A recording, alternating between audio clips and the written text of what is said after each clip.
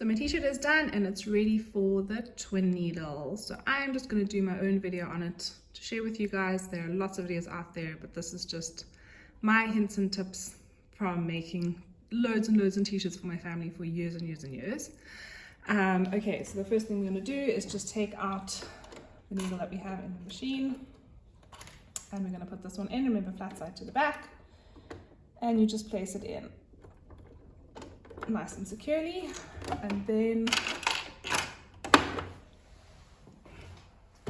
just let's go find this guy and let the dog in. So most machines will come with an extra thingy. This one is quite funny. Most of the time it's just a piece of extra plastic that you'll stick into your machine for your twin needle, but this one goes on like here, and then I'll put my extra thread over there. So you'd need 2 threads that are the same color. So they would go on like that. I don't like using this guy. So what I'm actually going to use is I'm just going to use a bobbin running off my bobbin winder, because I have a bobbin in the same color as my t-shirt. Just if you do this, make sure that it's pulling off the same as this one is unwinding. You don't want any tension in either of them. And they should be kind of unwinding in opposite directions, so this one I actually need to turn around. Okay, so if you don't have a special thingy like this that you would put your extra thread on, then you can just use a bobbin, okay? And then you need to thread the machine with both threads exactly the same. So it's very important that they are threaded as normal together all the way through the machine. And then the only thing that's different is at the bottom here, you will thread, each one will go a separate way. Okay, I don't know if you can see that. So I've threaded them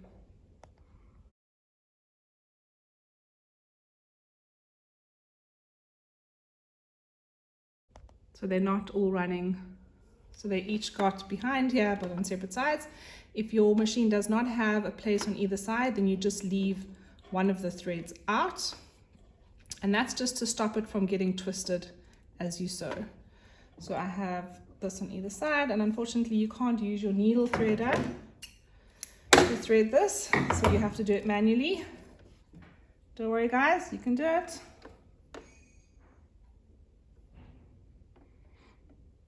There's one done.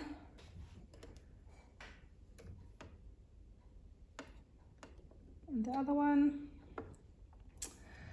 And now there is a bit of a myth that says that if you go backwards on your twin needle, that the needle will break. I have tested it on my machine. My machine seems to be okay, but even though I do a tiny back stitch, I always tie my threads, because the worst thing is when a twin needle comes undone. So I'm just going to collect my thread. So I have a special machine that threads it differently, but I'm just going to collect the thread as per normal. So just hold these two and just fetch this one at the bottom here and bring them up as you would do if you were sewing normally. Okay, just do it the right way around, because this didn't work now. Come on. There we go. And then you've got to put in your... Okay, so now that's threaded properly. Now it's very important to test. So make sure you always have a scrap of fabric exactly the same as you've used for your garment. And I'm going to be sewing the hem of my garment. And so I want to sew in the same grain line. So the grain line's going down like this. So I want to sew this way, because that's the same way that my hem will be sewn. And I'm just going to test that quickly before I go onto my garment.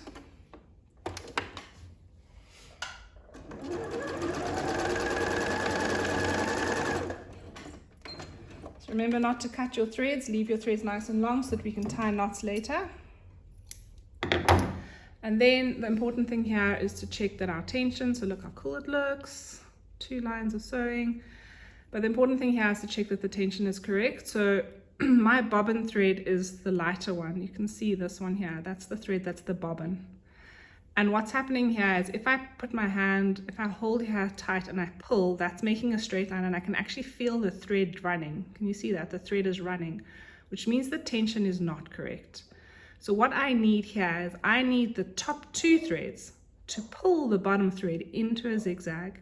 And in order to get that right, I need to change my tension to tighter so that it's pulling these top 2 threads are pulling the bottom one into a zigzag, because a zigzag stitch makes it stretchy. Okay, so I've pulled that one. Also, fun fact, it's super easy to unpick this. You just pull your bobbin and all your threads come out. Super easy, which is why we must tie our threads. Okay, now it's stuck. Why we must tie our threads to make sure that this doesn't come out easily. Okay, so I'm going to change my tension to tighter.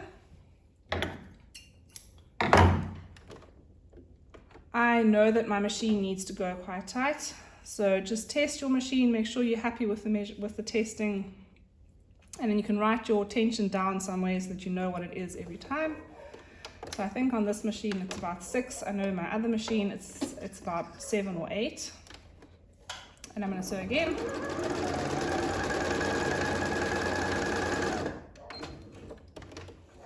When testing, try and sew a nice long straight line to give you a good guide of what's happening. Sometimes a short one's not going to actually show you what's happening. So a nice long line. And now I'm going to look at the back. So now you can see that there's more of a zigzag there. Sorry, did I show that to you properly? And that's allowing it to stretch. I think I could go a little bit tighter.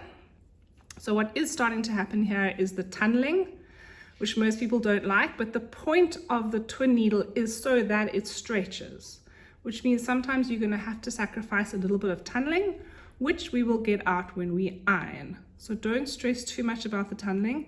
You need your garment to be able to stretch when you put it on, otherwise your stitching is going to crack and it's going to start coming undone, and you're going to have to take it back to the sewing machine or put it in your repair pile and it'll never get repaired. So we're going to sacrifice a little bit of tunneling to allow for our stretch, and we will iron it afterwards. So what I'll do is I'll iron it from this side to get some of that tunneling away, and we'll have a beautiful hem at the end. Okay, so now that we have our twin needle set up, I've pinned my hem over here. I've done a 2 centimeter hem, which is what I do all the time, because if it's a 1 centimeter, I find that it rolls up when you're wearing it. And I've pinned the pins because this fabric is very rolly, as you might have figured out. So my pins are holding that edge down, so don't pin the pin like that, because this little bit there can still roll, and you're going to sew from this side because of the twin needle. So you need to make sure that all your pins are holding that edge down beautifully. Okay, so I've pinned up 2 centimeters, which means I will use my 1.5 centimeter guide to stitch and catch the edge of the fabric all the way through. And then what I'm going to do is when I start, I'm going to do 5 small stitches. So I'm going to change my stitch length to 1, do 5 small stitches and go all the way around, and then overlap it again with 5 small stitches. Then I'm going to take my threads and pull them to the back. So if you are brave enough to try the back stitch, then you don't need to do the small stitches. If you prefer not to do the back stitch, then you can do the small stitches, and that acts as a back stitch. So I'll show you how to tie the threads just now.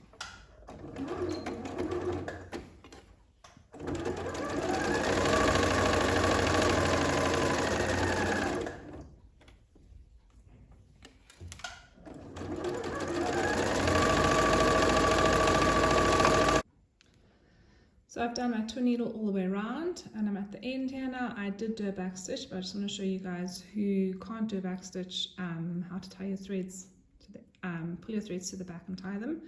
So you'll see I have 2 threads here, and these were the threads that I started with. And I can see that because these ones are lower down, so those are the ones that I ended with. And these ones should be quite secure, so these ones you can just cut off, that one and that one. They can be cut off, and then these are the ones that you're going to want to pull through to the back. So if I turn it over now, if I'm lucky, then this guy is separate. So he's part of the front, the first one that I did, so that one I can pull.